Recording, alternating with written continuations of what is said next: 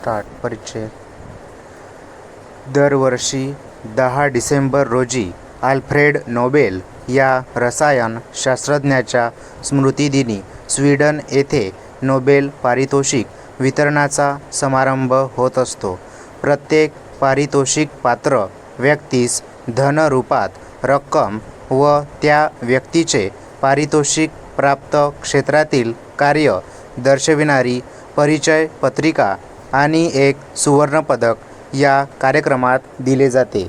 या सुवर्ण पदकाच्या एका बाजूस आल्फ्रेड नोबेल यांची प्रतिमा व दुसऱ्या बाजूस त्या व्यक्तीचे कार्यदर्शक चिन्ह असते.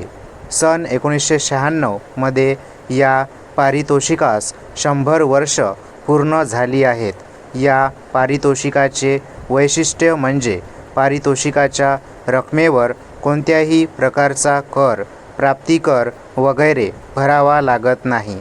ठराविक मुदतीत पारितोषिक स्वीकारले नाही अथवा कोणी हे पारितोषिक नाकारले तर ती रक्कम निधी म्हणून नोबेल अकॅडमी या संस्थेत जमा होते.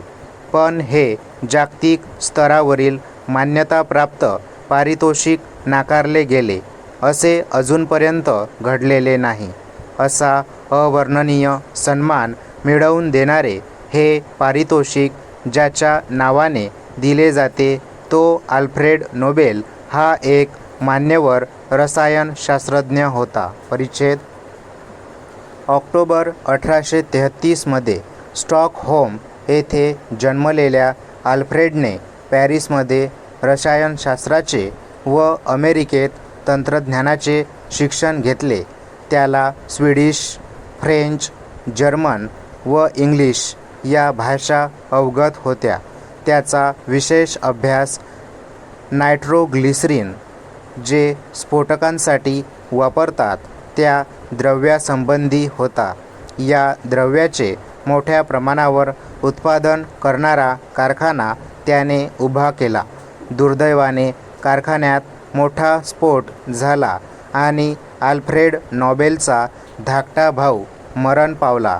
या स्फोटाला आल्फ्रेडला जबाबदार धरले गेले व त्यापायी त्याला तुरुंगाची शिक्षा झाली. तुरुंगातून सुटून आल्यावर सन 1876 मध्ये त्याने ब्लास्टिंग जिलाटिन या स्फोटक द्रव्याचा शोध लावला. त्यानंतर धूर न करणाऱ्या बेलिस्टाईन या स्फोटकाचा त्याने शोध लावला. या स्फोटाचे महत्त्व खाणकामाच्या दृष्टीने विशेष होते. परिणामी खाणकामातील उद्योगात क्रांती घडून आली होती. 10 डिसेंबर 1896 रोजी आल्फ्रेड नोबेलने या जगाचा निरोप घेतला. त्याच्या मृत्यूपत्रात त्याने 31 कोटी स्वीडिश क्रोनार एवढी मोठी रक्कम नोबेल निधी म्हणून बाजूला ठेवलेली होती. ही रक्कम सुरक्षित ठिकाणी गुंतवून त्याच्या व्याजाच्या उत्पन्नाचा काही भाग खर्चासाठी ठेवला जातो व उरलेल्या रकमेतून 5 सन्मान रकमेची बक्षिसे देण्यात येतात. ही बक्षिसे रसायन, भौतिक विज्ञान किंवा वैद्यक साहित्य आणि शांतता या क्षेत्रात अनमोल काम करणाऱ्या व्यक्तीस दिली जातात. परिच्छेद. सन 1901 सालापासून या जागतिक स्वरूपाच्या पारितोषिक वितरणास सुरुवात करण्यात आली. दरवर्षी 6 डिसेंबरला आल्फ्रेड नोबेलच्या स्मृतिदिनी नोबेल पारितोषिक वितरण समारंभ होतो. सन 1967 पासून स्विस बँकेने अर्थशास्त्राचे नोबेल पारितोषिक ठेवलेले आहे.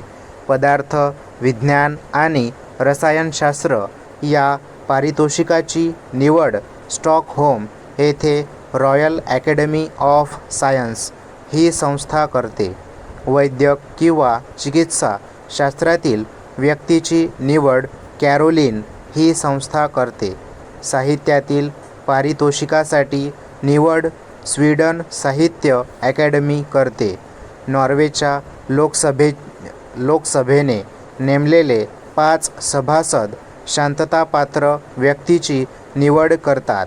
कविवर्य रवींद्रनाथ टागोर हे नोबेल पारितोषिक मिळवणारे पहिले भारतीय होते. स्टॉप.